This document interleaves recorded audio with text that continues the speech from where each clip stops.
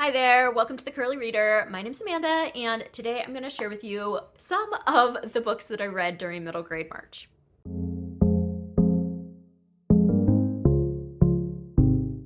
All right, so where do I even start? Middle grade March is over. If you're not familiar, Middle Grade March is a readathon that I hosted this past month with Katie at Life Between Words and Krista for Books and Jams, where we just encourage people to read middle grade books. And so it's a ton of fun. I have been participating for a number of years. I've been hosting. This is my second year being a co-host, and I love it. And so, yeah, I take the approach of reading only middle grade throughout the month of March. That is not what everybody does, but I do. And so because of that, I tend to read a lot of books during middle grade March. This year I read 27 books, which is, like I said, quite a bit, but they were all middle grade and a lot of them were really short. So just perspective. Of those, what did I say, 27 books, I had 6 that were physical books and 21 audiobooks. So, also perspective. I love audiobooks. That is not new to anyone who has been around here for a long period of time, and especially during this current season of my life right now, I am finding myself just plugging through audiobooks really quickly, and I've been really into puzzling lately, and so that's what I do when I put together puzzles, and so it just lent itself very well to getting a lot of books read this month. So, the way that I'm going to do this, I vlogged for the first 4 weeks of March, and so I have weekly vlogs showing you kind of what I'm reading as I'm reading it, thoughts, things like that. But for this wrap up, I'm going to include the books at the tail end of the month that I didn't cover in a vlog. And then also I'm going to kind of rank them-ish. I have 4 piles here. I did not have any bad books this time around, which last year was a train wreck for me. So I'm very happy to say that I did not have any really just no books. So I have a stack of 3-star reads, a stack of like solid 4-star reads. I have a stack of like 4.5, not quite 5. And then I have a stack of 5-star reads to share with you. Okay, so there are so many books here that I'm going to have to split this into 2 videos. So today I'm going to be sharing with you my 3 to 4-star rated books, and then on Thursday I will share with you my 4.5 and 5-star rated books. So let's get into this. Okay, so I wanted to start with my 3-star reads. These are, for the most part, solid 3 stars. I do have a couple of like 3.5 stars for me. And I'll share those with you when we get there. But a 3-star read for me is a book that was good, not great. Okay, so it's something that I enjoyed while I was reading it. There was nothing in it that I specifically didn't like. It was just meh. So those for me. The first one that I want to share with you is Child of the Dream, a memoir of 1963 by Sharon Robinson. This is the memoir of Jackie Robinson's daughter. She turns 13, and so it's her during 1963, during the civil rights movement, as a person of color who is wealthy, and kind of the expectations that were put on her family and just kind of growing up in that environment. It was fine, but I just wanted more from it. I wanted it to go a little bit further than it did. It was very surface level for me, so for that reason it got 3 stars.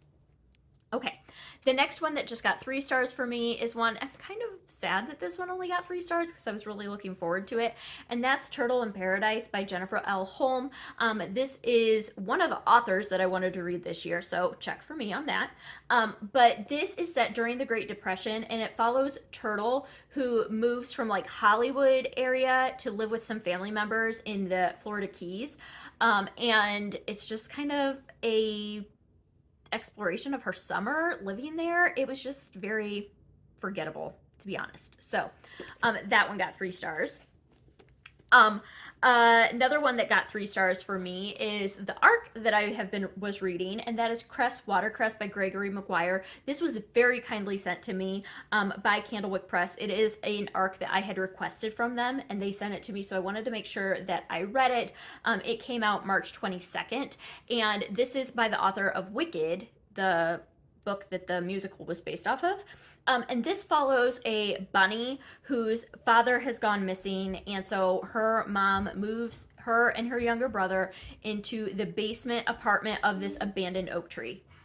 And it's just kind of about her life living there, being the older of the two siblings, kind of having some of those responsibilities, being worried about her dad, learning the new neighborhood, all the different critters that are around and personalities and things she has to look out for and things like that. It was fine. It was very fairy tale-esque. It was very whimsical. It was okay. The one thing that I will say is in the ARC, there are black and white pictures. In the final copy of this, they are like full color illustrations throughout this book, and they are gorgeous. Even in black and white, they are gorgeous, and they definitely add a lot to the reading experience. And so I would still recommend reading this one. It was good. It was just one of those that it wasn't like a new favorite or anything like that. So this one got 3 stars as well. All right, and then the rest of these are like 3.5 stars. So this is moving. I just liked them just a little bit more. They were almost 4 stars, but they were still missing something. And the first one is Dog Star by Megan Shepherd. This is a book that takes place in Russia in the 1960s, 50s, 60s. It was during the space race, during when it was the Soviet Union, and it follows a little girl, what's her name? Nina, whose father is a scientist that works with the space program there, and it also follows a dog, Laika, and so this is told from both points of view. You get alternating points of view of the girl and the dog. Reading it from the dog's point of view was a little like weird at first for me. I don't really read things set like in the human perspective and the animal perspective. But it follows a real dog who was a space dog. The Russian or the Soviets, it was during the USSR, the Soviet Union used dogs to like send up into space, and Laika was one of those dogs, and it's about this relationship that this girl forms with the dog. And so yeah, it was fine. It wasn't super believable at parts, but it was fine. And I like that this would be a really good introduction to this whole like the space race and the especially between the Soviet Union and and America, because in the book, Nina, one of her friends, defects to the US. And so I think that this would be a great introduction if you have kids that are interested in this. But look up Like a Story, because it might be sad for some young readers. So anyway, another one that got a 3.5 star for me that I really enjoyed is Ellen Tevitz by Beverly Cleary. And I read this for the prompt of reading a book that is older than you. The other ones that I've mentioned so far didn't fit into a specific prompt, I don't think. But this one was recommended by Katie. She really wanted somebody to read it. This is one of her childhood favorites. And so I told her I would read it. I listened to it and I really liked it. This is a story of Ellen who's making a new friend. I don't remember what her name is now, Austin. Her friend Austin, and just the shenanigans they get into. It's very Beverly Cleary-esque. This was written, I think, in the 50s. And you can tell it definitely has that like 50s children's lit vibe, and I was there for it. I really enjoyed it. So it was a good one. And then the next one that I read, that was a 3-star read, is Just Right, Jillian. This is by, oh my goodness, I'm gonna mess it up. I don't remember. I'll put it on the screen though. This was a NetGalley ebook that I read, and I really liked it. It was really good. It was about Jillian, who's very, very, very shy, and she kind of learns to combat that and kind of break out of her shell. All the while in school, her class has eggs that they are trying to hatch in an incubator, and so it's very like parallel about the breaking out of your shell and developing a little later and all these different like things. It was very apparent. But the other thing that I really liked about this is that it talks about lupus and sickle cell anemia and some of the diseases that are more prominent within the Black community, and hairdos and the way that Black women do their hair, and what are some other things? They talk about weaving and how weaving was really important to Jillian's grandmother, and so her grandmother taught her how to weave, and a lot of just different cultural things that are just like everyday things that we don't see a lot in children's lit, and I loved that aspect of the book. So that one got 3.5 stars for me because it was really sweet and I really liked it, but it was a little basic as well. And then the other one that I gave 3.5 stars to that I also really enjoyed was Pictures of Hollis Woods by Patricia Riley Giff. This one was recommended by Chantel at Chantel Reads All Day. And this has to do with a little girl who's in the foster system and always kind of runs away and never really expects to stay anywhere for very long. And then she gets placed with this kind of elderly lady who starts having like memory issues, and so it's just kind of about them. You also are getting flashbacks to a previous placement that she had, and kind of working through some of the feelings that she has about that, and it was very, very good, very, very touching. I really enjoyed it, and so yeah, that one also got 3.5 stars for me. Okay. Now let's move on to 4-star books. 4-star books for me are books that I really enjoyed. They might not be an absolute new favorite, but I really enjoyed them. They were just missing something. So I liked them more than a 3-star, less than a 5-star, but I really liked them. So the first one, this is a lower on the 4-star spectrum for me, but it's the next graphic novel adaptation of the Babysitter's Club books. This is number 11. I've read all of these so far, and this one is Goodbye, Stacy, Goodbye. These are based off of the original Babysitter's Club books by Anna Martin, but this specific graphic novel adaptation was done by Gabriella Epstein. They've been kind of rotating through some different graphic novel artists. That was a lot of words. And yeah, so I really like this one. This is all about Stacy moving back to New York and how her friends kind of come around her and support her. And it was fun. It was nostalgic. It was fun. I enjoyed it. That's pretty much all I can say about that. All right, another 4-star book for me is A Place to Belong by Cynthia Kadahata. This is about a girl. Let's see. What was her name? Hanako. So Hanako, it's after World War II, and her parents have decided to leave the US and move to Japan. Her grandparents, I believe it was her grandparents. No, it was her parents. Her parents had immigrated to the US. Hanako was born in the US, and then after World War II, they are given the opportunity to relinquish their US citizenship and go back to Japan. So they're kind of without a country because they no longer have a US citizenship, but she was born in the US, so she doesn't have a Japanese citizenship, something along those lines. Anyway, I digress. They go to Japan. It's her first time in Japan, and they live with her grandparents. It's very close to Hiroshima and the devastation there, so she's getting to kind of see what happened there. This is also just exploring the climate in post-World War II Japan and what was going on. I really enjoyed it. It wasn't the best historical fiction I've ever read, but I really enjoyed it. I thought it was very informative. It was a little long, I will say that, but it was still good. This one I read for Asian representation or setting place in an Asian country. So there's that. And I did forget to mention that Goodbye, Stacy, Goodbye is a contemporary book. So that fit that prompt. Okay.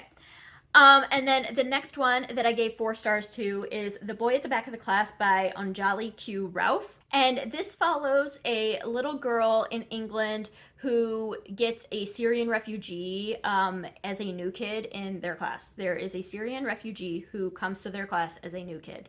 I think that's better to say that. Anyway, he does not speak English. He is taken out of class a lot to go to therapy and things like that. And they end up finding out throughout the year that he was separated from his family when he fled Syria.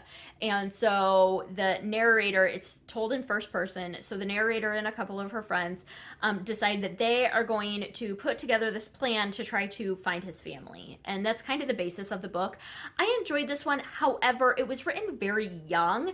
And in the book, the little girl is like 9 going on 10. And it really read like the little girl was like 7 going on 8. It read like a second grader, maybe a third grader. It didn't seem to me that the kids in this book were like 4th or 5th grade.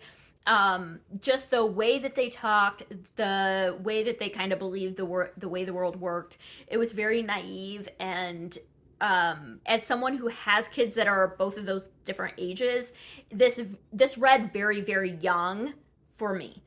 So anyway, it was still really good though. It had a lot of good things to say about refugees and how to welcome them into your community and things like that. And so, yeah, I really like this one, and this one got 4 stars. All right. Another one that I gave a solid 4 star to is A Little Princess by Frances Hodgson Burnett. I can never say that name. This was another one that I read oh, sorry, I forgot to mention, more than 5 words in the title.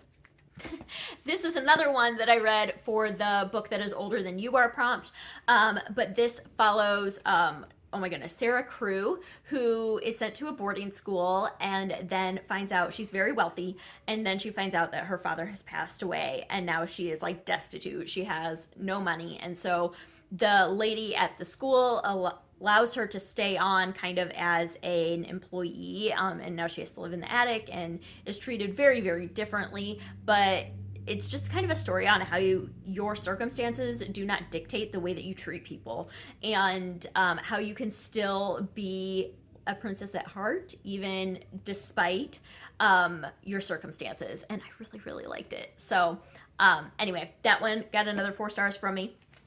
All right.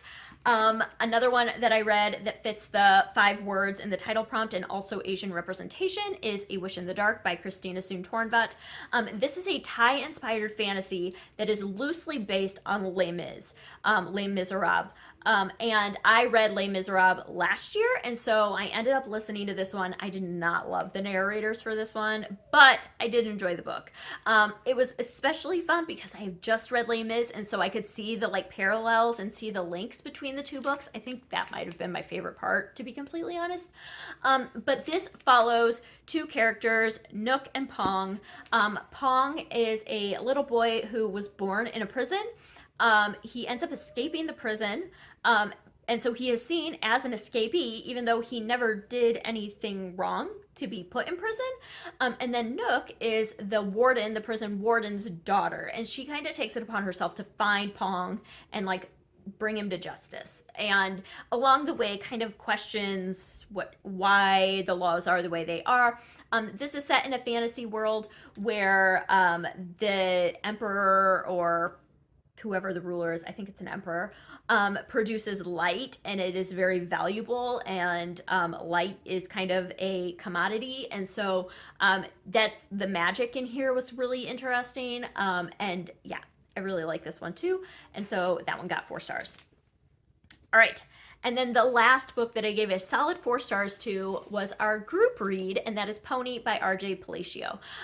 This is the story of Silas, who in the middle of the night, it's set like in the 1860s,